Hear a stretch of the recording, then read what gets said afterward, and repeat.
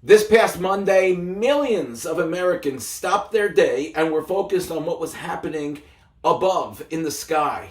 Looking at the solar eclipse, something that does not happen every day, and just being able to take it in. Now, of course, we had to be careful not to look up without any glasses. They had special glasses that you put on in order to look at the eclipse. And when I did so, I looked at it, had various different points to see how much of the sun the moon was covering up. One point I looked at it, I took off my glasses and I looked straight ahead and there was someone who was looking at me. And I sort of got the feeling that maybe they would be interested in looking up, but they didn't have glasses. So I said to them, "Do you want to use my glasses?" And they said, "Oh yeah, sure, thank you." And they took the glasses and they looked up and they're like, "Wow." And then right afterwards they took off the glasses and gave it back to me and they turned around to walk away and they said, "You mind if I get a second look?" And I said, "Sure, of course." And they put the glasses back on, and this time they looked at it for a little bit longer. Getting a second look is something which we often do, but can truly be critical when it comes to various moments in life. The Pasuk tells us that when it came to the nega of tzaras, the affliction of tzaras, the process was that the person would present the blemish to the Kohen, and the Kohen would have to determine whether this blemish was actually the affliction of tzaras or not. And one of the psukim that speaks about the action of showing to the Kohen, and the Kohen looking, observing, and making a decision, mentions in the same pasuk 2 times that the Kohen would look at the nega, the Kohen would look at this blemish, and then make the determination. The question, of course, is, why would the pasuk say that he looked at it twice in the same pasuk?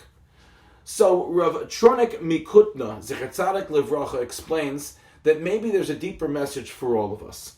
And that is that when we look at another person, sometimes we end up observing whatever meets our eye initially. And we evaluate people. We make determinations about people, about how they look, about what they wear, about their facial expressions, about the way that they present themselves. And when doing so, we come to all kinds of conclusions about them. And he says that the lesson for us is that we always have to make sure that we have to look twice. We can't just look at a person and come to all kinds of conclusions by virtue of their appearance without looking further.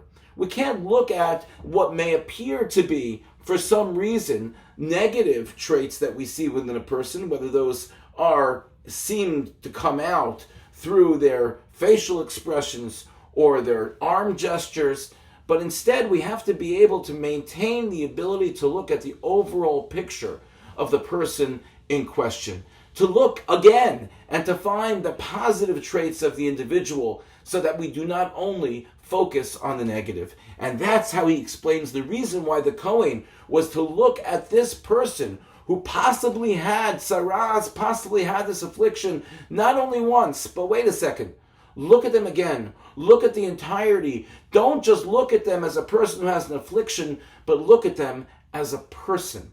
How often in life is it necessary for us to do so, not to make conclusions by virtue of just what we see, what's presented to us initially, but to actually follow up, give a second look, like we looked at that eclipse, and maybe we'll be able to see some real sun, some brightness that comes from the person we're looking at.